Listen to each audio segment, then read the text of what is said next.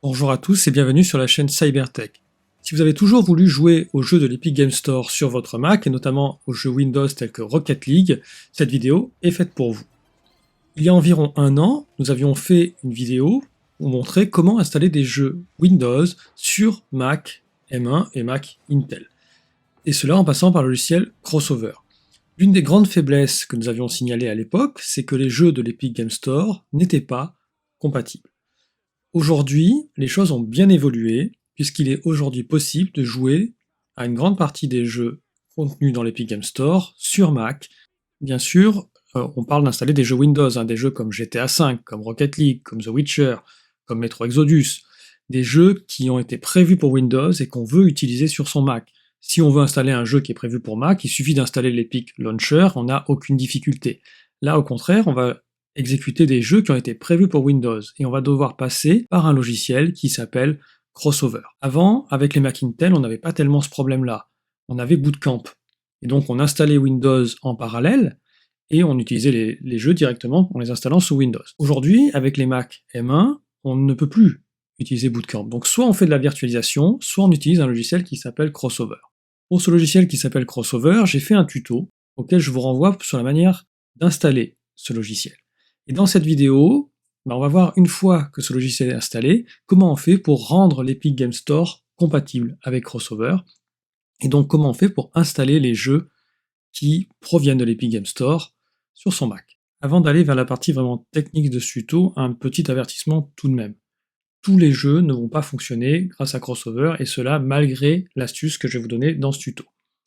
En effet, sur les jeux que j'ai pu tester, 30 à 40% ont fonctionné sans aucune difficulté. Et certains, comme Control, comme Trackmania, ou encore comme Blair Witch qu'on voit maintenant à l'écran, soit ne se sont pas lancés, soit ont eu des problèmes graphiques les rendant parfois injouables.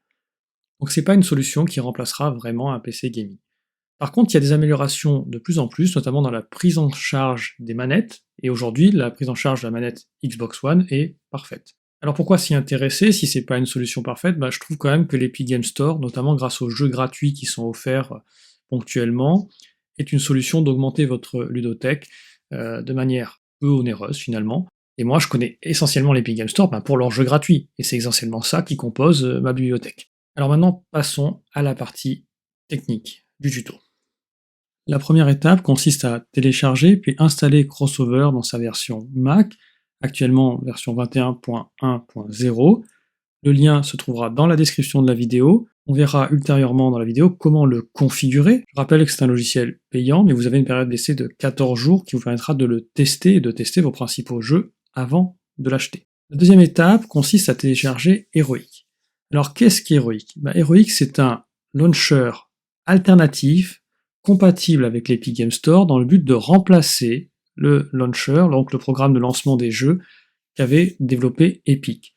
Il a initialement été développé dans le but d'être moins lourd que le launcher de l'Epic Game Store qui est souvent critiqué. Mais on va voir que combiné avec Crossover, en fait, il a pour effet de permettre la compatibilité des jeux de l'Epic Game Store avec un Mac. Donc on va d'abord le télécharger à partir de sa page GitHub officielle. Les liens seront bien sûr dans la description de la vidéo. Il suffit d'aller sur Release et prendre la version Mac de ce logiciel et pas la version Windows. J'insiste bien, on prend la version Mac. Pour identifier la version Mac parmi l'ensemble des versions proposées, c'est celle qui finit par .dmg. Une fois qu'on a identifié la bonne version, comme on le voit à l'écran, on va la télécharger. Elle va donc s'enregistrer dans notre dossier téléchargement du Mac. Il suffira ensuite après d'aller la sélectionner, puis de l'ouvrir, et enfin de la glisser dans notre dossier application, exactement comme je suis en train de le faire à l'écran. Jusqu'à présent, on est sur une installation classique, pas de grosses difficultés. La première difficulté va apparaître ici du fait que l'on est sur une application tierce, non connue d'Apple, et donc lorsqu'on va vouloir lancer le programme pour la première fois, le Mac va nous indiquer qu'elle provient d'un utilisateur inconnu, et donc va vouloir en bloquer le démarrage. Rien d'alarmant dans ce message, en réalité le programme est sûr, c'est pas un virus. Il faudra simplement aller donc pour indiquer à Mac OS qu'on souhaite qu'il puisse s'ouvrir, il faudra aller dans notre dossier application et cliquer sur ouvrir, confirmer qu'on souhaite bien l'ouvrir, ce qui nous permettra donc de continuer le processus d'installation et donc passer outre cette sécurité système. La troisième étape consiste à lier son compte Epic au logiciel Heroic. Celui-ci va remplacer donc le logiciel d'Epic pour lancer les jeux, donc il faut qu'il ait les infos sur les jeux que vous possédez. Il y a deux méthodes. Depuis peu, il y a une méthode simplifiée. Alors je ne sais pas si elle n'est pas tout à fait au point ou si c'est juste moi qui suis bête, mais ça n'a pas fonctionné chez moi. Il faut rentrer son adresse mail, ses identifiants, et ensuite je suis tombé inlassablement sur sélectionner le vélo, sélectionner la voiture. Et ça n'a jamais fonctionné, ça se répétait en boucle.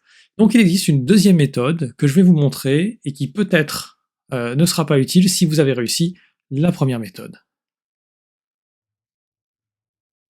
La deuxième méthode, qui est celle que j'ai utilisée, est celle du login with SID, qui est donc la méthode de login avec un code SID. On va donc pouvoir, grâce à ce code, lier le logiciel Heroic à son compte Epic. Pour cela, il va falloir se connecter à son compte Epic via son navigateur Internet habituel, puis revenir sur le logiciel Heroic pour cliquer sur les liens qui figurent sur cette page Login with SID. Donc, une fois que vous êtes connecté à votre compte Epic ordinaire, vous revenez et vous cliquez sur les liens. Ça va vous envoyer directement sur une page blanche avec un code, le code SID, qui est un code confidentiel, que vous ne devez donc pas communiquer. C'est pour ça que chez moi, il est flouté. Donc, c'est le code qui figure entre les marques de citation. Vous prenez ce code et vous le copiez-collez dans la barre prévue sur la page de login du logiciel Heroic. Une fois que vous avez fait cette étape, vous pouvez maintenant lier votre compte Heroic Epic Game Store et donc télécharger à partir du logiciel Heroic l'ensemble des jeux que vous avez sur l'Epic Game Store. Notre compte Epic Game Store et le logiciel Heroic sont désormais liés. On voit maintenant l'interface de Heroic qui nous permet d'accéder à l'ensemble des jeux dont on dispose sur l'Epic Game Store et donc de les télécharger. Comme le stockage des Mac est souvent réduit, je vous conseille de les installer sur un SSD ou sur un disque dur externe. Par contre, je rappelle que ce sont des jeux Windows, donc cette étape n'est pas en elle-même suffisante. Maintenant, il faut configurer Crossover pour qu'il puisse fonctionner sous Mac. Il faut à présent configurer Crossover et donc créer la bouteille qui permettra de lancer nos jeux Windows sous Mac. Tout en bas à gauche de l'interface, vous avez un petit plus permettant de créer une nouvelle bouteille. Vous nommez celle-ci comme vous souhaitez. Moi, j'en ai créé deux, une Heroic et l'autre Heroic Test pour les besoins de ce tuto.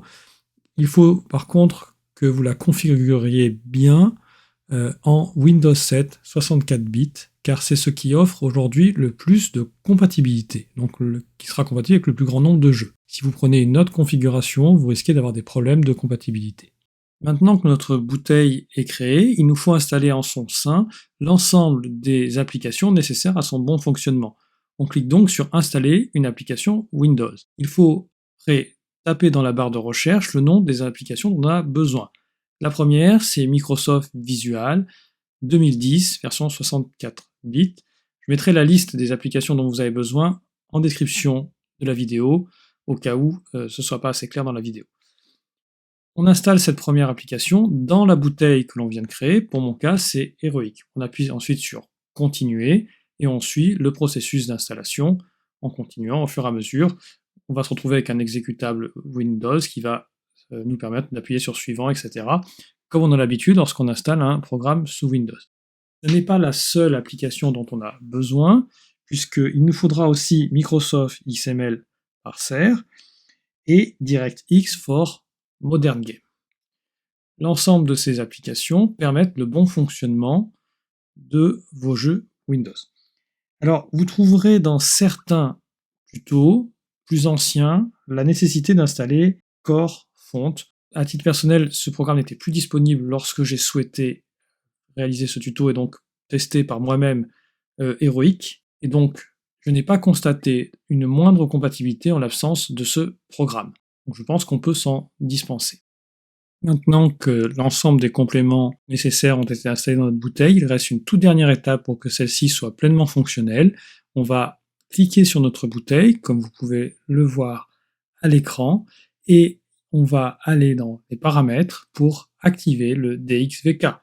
Et une fois que cela est fait, notre bouteille est pleinement fonctionnelle. Il faudra donc maintenant passer à la dernière étape de notre tuto qui consiste à indiquer à Heroic qu'il doit utiliser notre bouteille pour faire démarrer les jeux Windows. Il faut qu'on arrive à lier Crossover à Heroic. Alors comment est-ce qu'on fait? Pour ça, on va du coup dans notre dossier application, on cherche Crossover et on fait afficher le contenu du paquet, ce qui va nous permettre du coup de naviguer dans les fichiers de Crossover. On va sur Content, puis sur Share Support, Crossover. Ensuite, on va sur Crossover Hosted Application et on va chercher le fichier Wine. Une fois qu'on a celui-ci, on relance Heroic et on va dans les options. Dans ces options, on va configurer plusieurs choses. On peut tout d'abord configurer son chemin d'accès pour les fichiers, pour l'endroit où on installe les fichiers. Ça, c'est ce qu'on voit, moi, le lien vers le diffuseur externe. Mais ce qui nous intéresse surtout dans cette étape, c'est de configurer dans les options le lien entre notre fichier Wine, donc qui va permettre le lien entre notre bouteille Crossover et Heroic. Pour cela, on va aller dans Wine, on clique sur le petit plus sur chemin pour Wine Proton Custom, et c'est là qu'on va du coup pouvoir glisser notre fichier Wine dans ce chemin pour indiquer à Heroic qu'il doit utiliser ce fichier Wine et donc ce lien custom. Donc là, on a fait une étape sur deux une fois qu'on a sélectionné ce fichier. On peut créer ce lien custom. Ensuite, dans la version de Wine, juste en dessous, on va indiquer, en cliquant dessus, qu'il faut bien prendre notre version custom et pas les versions préinstallées. Et une fois qu'on a fait ça, on a créé notre lien entre notre Heroic et notre bouteille Crossover. Et donc, on va lui indiquer. On met bien ensuite le nom de notre bouteille Crossover. Donc moi, elle s'appelle Heroic. Si vous avez donné un autre nom, vous lui donnez le nom que vous avez donné. Dans les anciens tutos, il fallait absolument mettre comme nom de bouteille défaut. Aujourd'hui, ça n'est plus nécessaire. Nous voici arrivés au terme de ce tuto. Maintenant, il est temps de jouer. J'espère que cette vidéo vous aura plu. N'hésitez pas à regarder les autres vidéos de la chaîne ou à vous abonner. Et à bientôt sur la chaîne Cybertech.